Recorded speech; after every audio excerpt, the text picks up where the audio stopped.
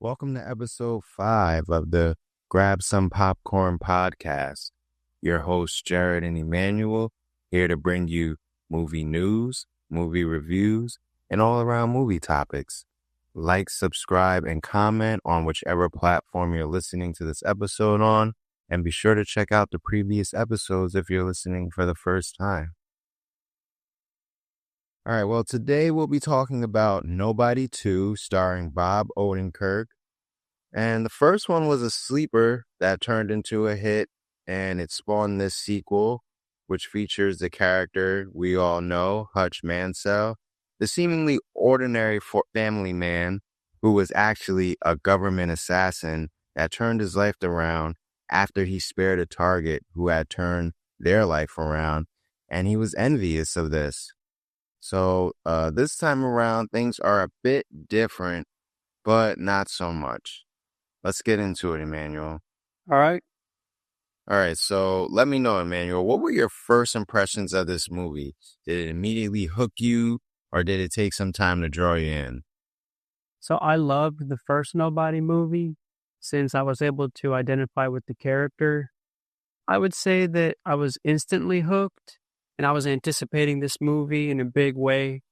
I couldn't wait to see it, and it started off the same way with him being interrogated. So, you come into the movie knowing he did something bad, basically knowing it's going to be, it's going to be packed.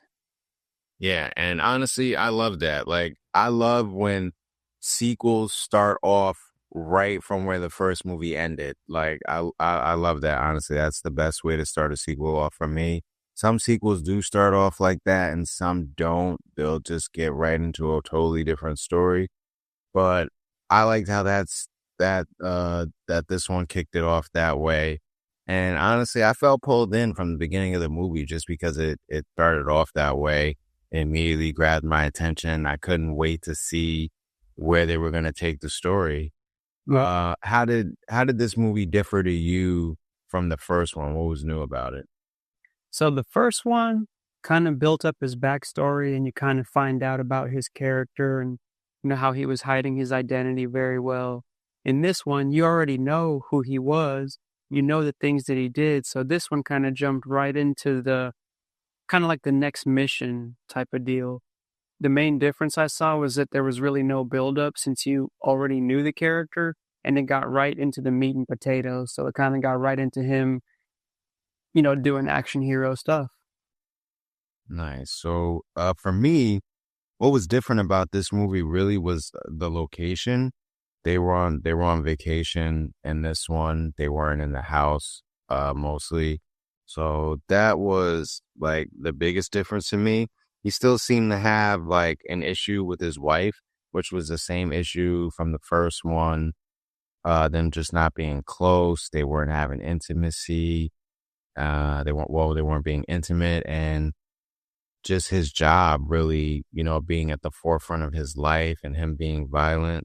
So it seemed like in the beginning of the movie, the family like was kind of more involved with their own lives. Like the kids were distant, the wife was distant, and he was just always off on, a mission doing his thing. But then eventually he realized that he needed to fix what was going on at home. And once they went on vacation. Yeah, once they went on vacation, it just seemed like everyone was just happy-go-lucky again, like the problems just vanished. But yeah, so as far as the action scenes, because this is an action movie, you are the action guy on here. Yeah. Which fight scenes seemed the best or most memorable? So the most memorable scene for me for this one was the scene in the amusement park. They booby-trapped the place to hell. I like that.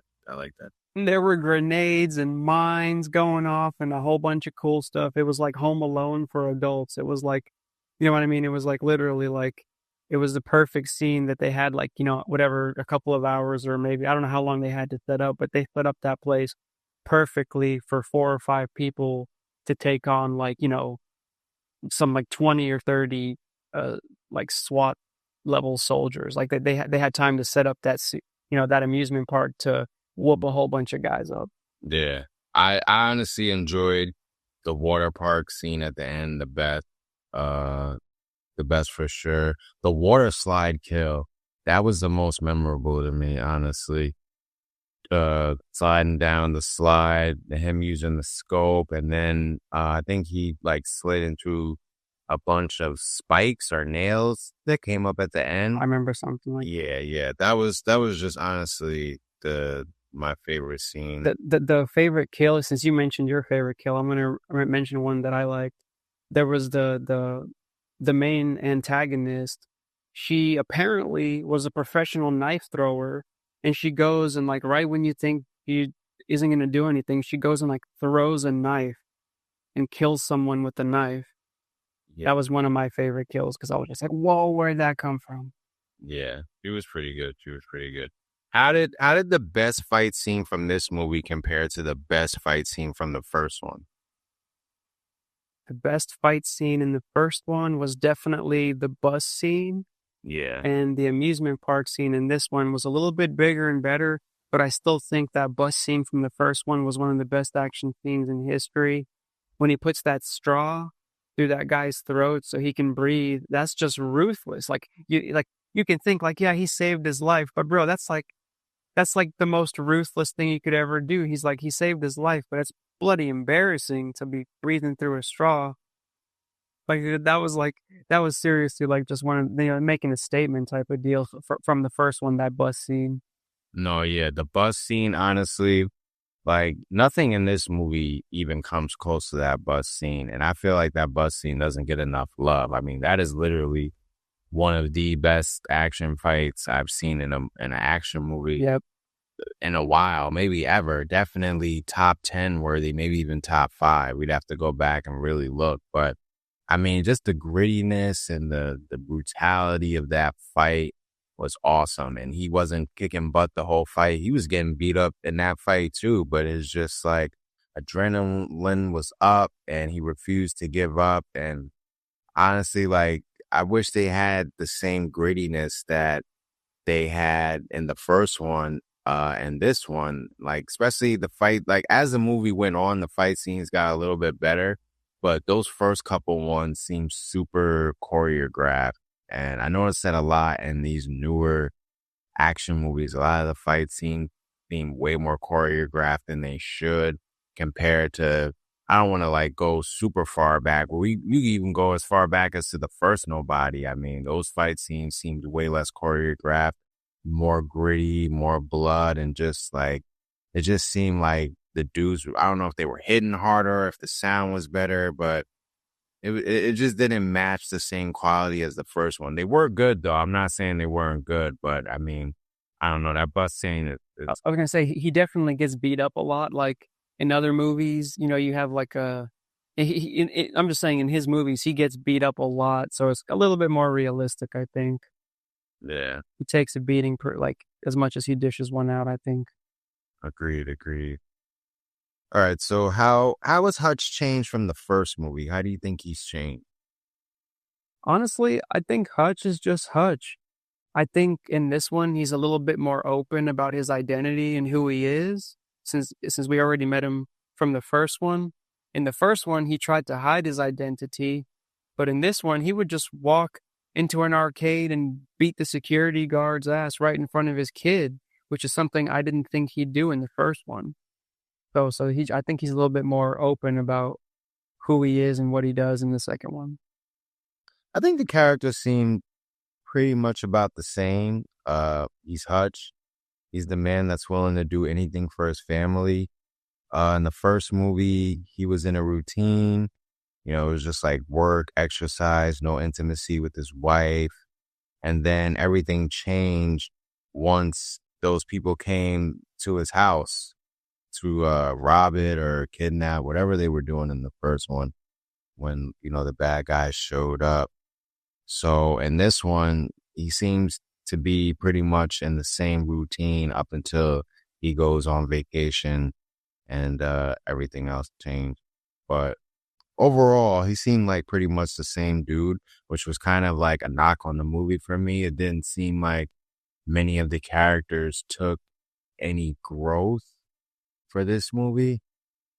But what about the family? Like, did the family danger seem real to you, or did it just seem propped up for the movie? I think to me it seemed pretty realistic. You have to understand that he probably trained his kids and wife to be able to defend themselves and like, evade attackers and stuff. So I think it looked real for a family that probably had some training.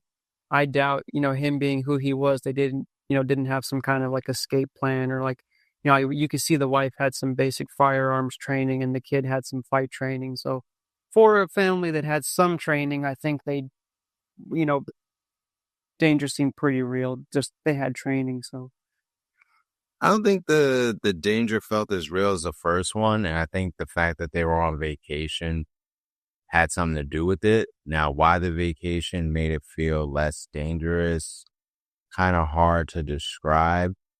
But I can say that in the first one, like people break into your home, it's where you live, it's where you feel safe. So people breaking in and your family being at risk, that just feels dangerous because, home invasion, that's a real thing. People do that, burglary, stuff like that, breaking and entering. So it just felt like more real. I mean, he had to go take, and his family wasn't as trained as they were in the second one as they were in the first one because, he scurries them all into the basement and he basically does all the heavy lifting. At least in this one, the mom, she's fed up with this. She gets in on the action a little bit. And like you mentioned, the son, he just had a random fight, but he seemed to be getting the best of that kid at the arcade. So they do seem a little bit more ready for this movie yeah. versus the first one. What about the antagonist, the lady? How did you feel about her and her character? I think she seemed slightly different. You had like the sheriff and the drug dealing guy, and then that main lady. And later on, you learn that the main lady is like a professional knife thrower, which was kind of cool. Overall, I think the threat was realistic in comparison to like a special forces operative. Like it looked pretty on point. They killed a whole bunch of like armed SWAT bad guys being outnumbered 20-4. But I've seen worse. I've seen one guy take out like 100. So as far as the antagonist, I think the sheriff was kind of like, he wasn't a joke, but he was, you know what I mean? Like comparing a sheriff to like a special forces operative with like, you know, probably like 100 kills under his belt versus like a sheriff who covers up drug deals. It's not a good comparison. So I think our guy Hutch was, a little bit higher class of a fighter, of an assassin, of a soldier than most of the antagonists in this movie. Good, good. For me, I felt like it was pretty much the same as the first one. Crime boss with an army. There wasn't really too much depth to the lady. She did have the cool knife throwing skills. She had the police in her back pocket. So, she was manipulative and dangerous. She had her henchmen with her as well. Yeah, she just had like a bunch of soldiers, like she had like 40 dudes with like Kevlar and guns to have her back, but she herself, she was no match for Hutch. Like, And yeah, maybe that's why the danger didn't feel as much of a threat as the first one. yeah, Because like I'm like, okay, I've seen this already. Like we know this lady's not gonna defeat him. Maybe there's a chance she kills one of the main characters, but I highly doubt Hutch is letting that happen. So that I think that's what it was. Just the fact that the uh the antagonist was pretty much the same as the first one. I think that's why the danger didn't feel as real. yeah, they weren't. They were. It was. Yeah, I don't think it was a. Like they were much of a match for Hutch and his partner, like the that one guy who shows up. They weren't really a Oh match. yeah, and the RZA, I forgot to drop that. Yo, the RZA, he also had a great fight scene. Like I enjoyed his fight scene a lot. I wish it was a bit longer. I wish he had fought like more people instead of the one dude he fought with the sword. I think he did take a couple dudes out with the gun before he got to the sword fight.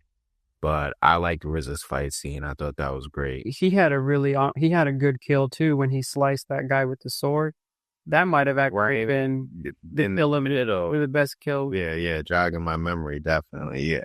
That was a great moment. RZA stole the show with that for sure.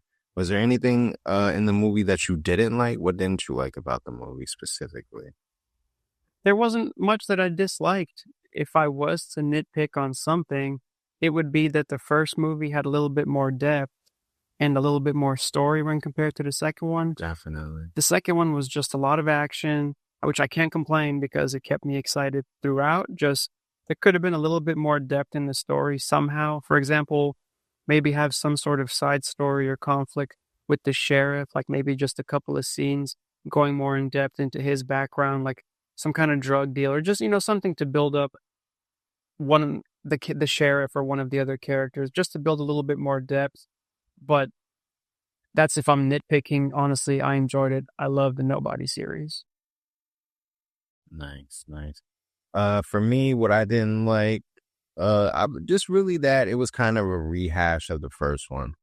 Like this one was just like it was like a less gritty. Nobody won, but they're on vacation.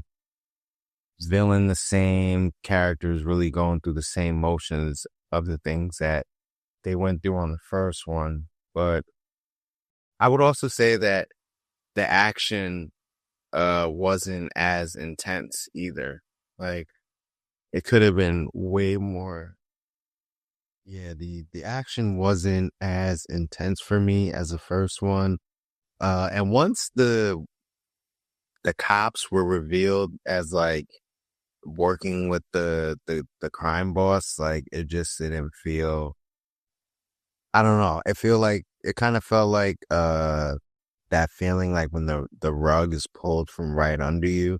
It's just like, oh man, like I can already tell where this is going. Like the cops are working with the bad guys. Like it's just kind of like that formula for action movies when, someone is undercover or the police are working for the bad guy.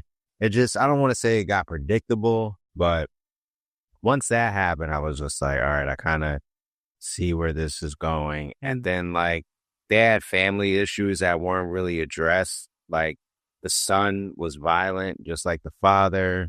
And, the mother didn't like that. She's like, he watches you, looks up to you and sees you go out and do that job. And now he's acting out in the same ways.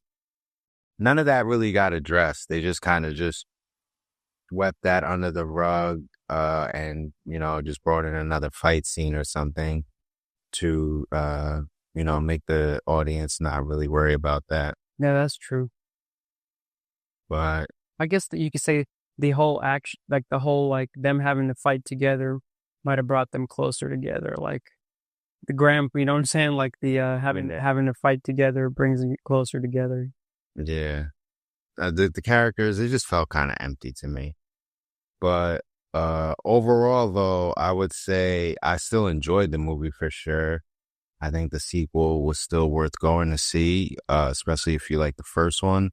Not as good as the first one, but I would still recommend it if you like the first one. And I would give it a 6.5 out of 10 for me. What about you? Yeah, I think the first one got an A. So an A is like, anywhere between like 94 to 96 out of 100. And this one would have been an A minus, meaning anywhere from like 90 to 93. Like I think it was a little bit less than the first one, but for me, still an A as far as action movies are concerned. Okay, okay. Well, hopefully this review has persuaded you to go see it if you haven't. And if you have seen it and you're listening to this review, be sure to let us know what you think about Nobody 2. And we'll be on the lookout for Nobody 3 for sure whenever it hits the big screen. Yep. All right, so let's move on to our second topic. So last week we talked about weapons, and I think I might have mentioned it just about the antagonist for that movie, Aunt Gracie, I believe her name was. She felt a little bit underdeveloped to me. we got pieces of her story, but not enough to really understand her as a character. And now I seen a rumor. Now it was on a reputable blog, a lot of the movie blogs discussing films, Culture Crave, Screen Rant.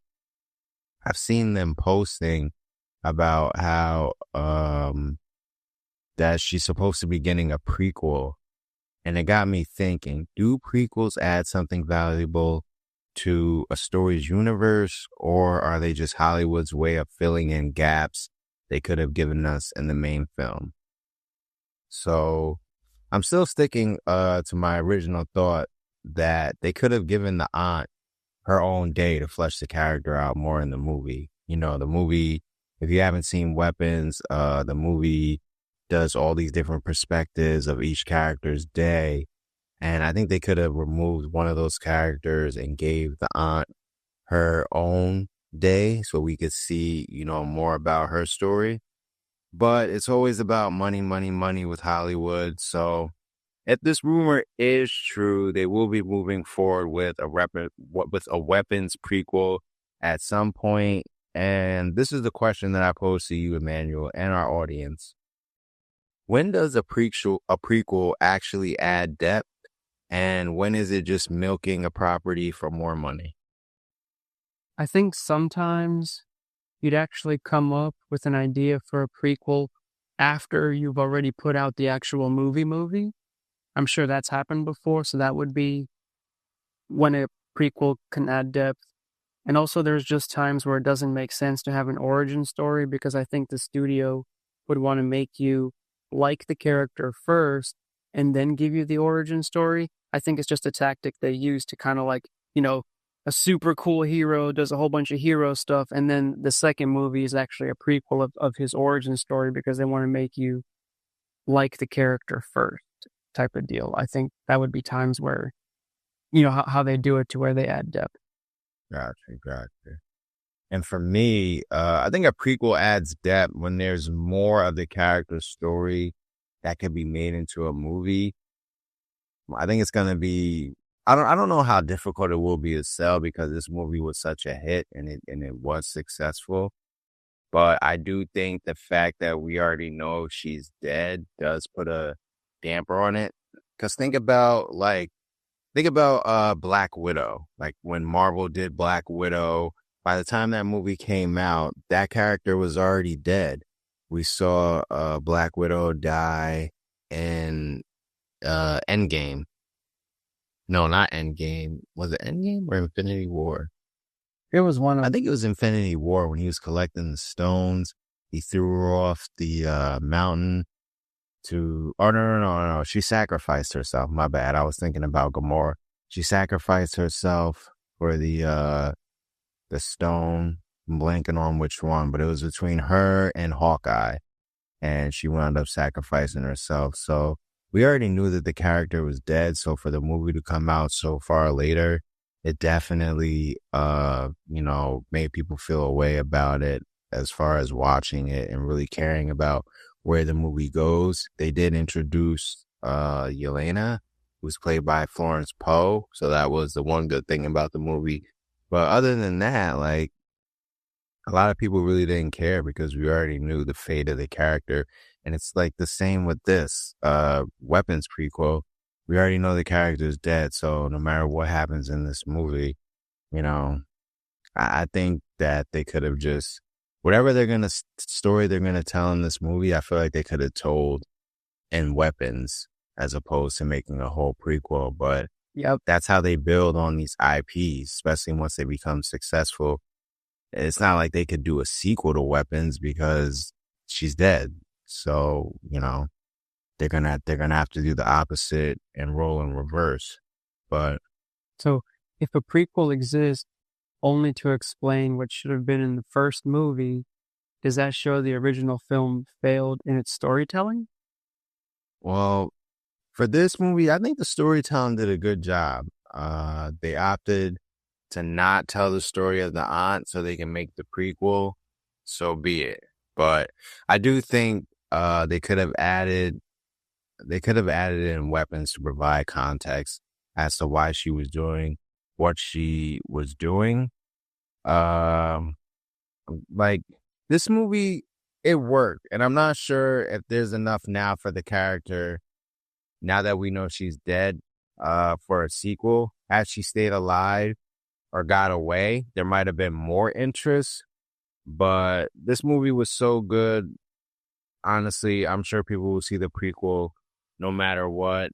And maybe we'll even find out where she got that wig from. Or maybe we'll find out why she's bald. Like, there are a couple questions that I do have for the character, but I'm just not sure, like, at this point, if there's enough to make a whole movie about it. So, while Weapons didn't really suffer from not telling the aunt's full backstory, it does make me wonder about the bigger picture. Do prequels actually add something new, or do they just end up retelling what we already know in a slightly different way? We've seen Hollywood do both, and I think it's worth looking at some of the best and worst prequels. So, how about you go first, Emmanuel? Tell me one of your favorite movie prequels, and tell me one of your least favorite prequels, and why. All right, so a better prequel. I think a good prequel for me would be the Transformers movie Bumblebee. In this movie, it wasn't so much of a fact that there was a prequel. It was kind of like a biopic of Bumblebee, also giving you some look at before all the Autobots came to Earth. It was just a great movie. Hadn't been released standing alone on its own. Like, had it been released on its own, it would have been great. But it was also a prequel, and if it can also be a standalone movie, that's great. Yeah, and that's a great example of a movie cashing in on a very popular character from their IP and expanding on that, you know? Or it was like a biopic and a prequel, and like a Transformers movie all on its own. Like, it was really great. I've seen a lot of people hate on Transformers, but I thought it was great. Yeah, no, those are some great movies, especially the first couple ones with Shia LaBeouf. I thought the new one was pretty decent too. I'm blanking on what it was called, but I think The Beast. yeah, Rise of the Beast. I think Anthony Ramirez is in there. That was a solid movie for sure. And as far as worst prequels, I would have to say some of the worst prequels were probably, just for example, like some of the Star Wars ones. Don't get me wrong, I really love Star Wars, some of them, but at one point it got impossible for me to tell was it happening before or after, or it started getting hard to tell who was who and what characters were on what universe. And there's just so many spin-offs and different things in some of these prequels. Like, I couldn't tell when they were happening or who the characters were or anything. So a timeline that jumps around so much and so many different spin-offs make it hard to keep track of the franchise. And if I have to go and do a Google search and homework before watching a movie, I start to question my need to watch it. It goes from being entertaining to me doing homework, and that's a no-go. So I'm not hating on Star Wars franchise. Like, I'd watch Mandalorian if it comes out. Y'all need to let me know if Mandalorian comes out, but I'm just saying a prequel that I don't like is one that happens like after a certain movie, but before a certain one in a different unit. You know what I'm saying? It's so complicated that I sometimes wish I was like, oh, I don't even watch it. Those are the prequels that I don't like. And I have to agree with you as far as prequels that I don't like. I too do love Star Wars. I like most of the movies and the spin-offs and the games, and I'm a Star Wars fan for sure. But yeah, The Phantom Menace definitely would be one of the worst prequels. It's a very long movie, first of all, and the story like goes off the rails a bit with all these side quests. They've got the pod. I think the pod racing, when they do the pod race, is probably one of the most boring parts of the movie. And I just wish that if they had cut that out and could have made it a little bit shorter, it definitely would have been better.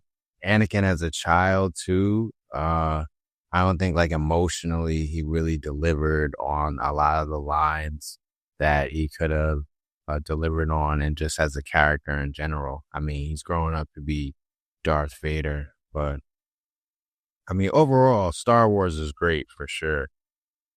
Yeah, I'm not hating on Star Wars. That there are some great ones. It's just I use that as an example of a movie that had a prequel that was you know like there was a spin-off and it was happening before and after where I was watching the movie and I was like, I was just like, okay, what is going on? Like you'd have to literally watch like the entire series from beginning to end in order, try to make sense of where this prequel is happening, and that's just too much work.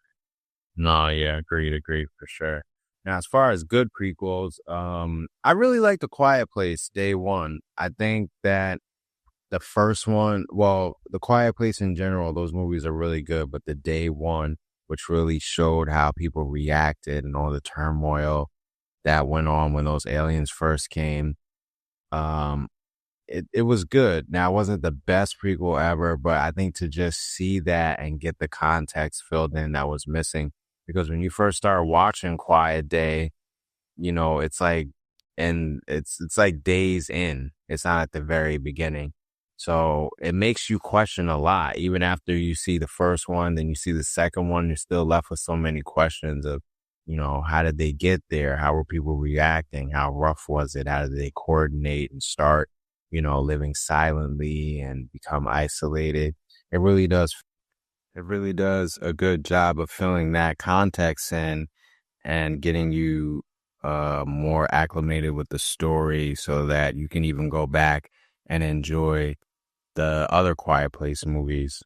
So kudos to them for doing a great job with that, and definitely looking forward to the next Quiet Place as that's already being in talks. So looking back on everything we covered today, whether prequels are necessary or just Hollywood cash grabs, how story choices can make or break their impact, and which prequels stand out as the best and the worst. It really comes down to this. A prequel only works if it adds something meaningful to the story we weren't aware of. When Hollywood focuses more on authenticity and storytelling over box office numbers, that's when audiences really connect.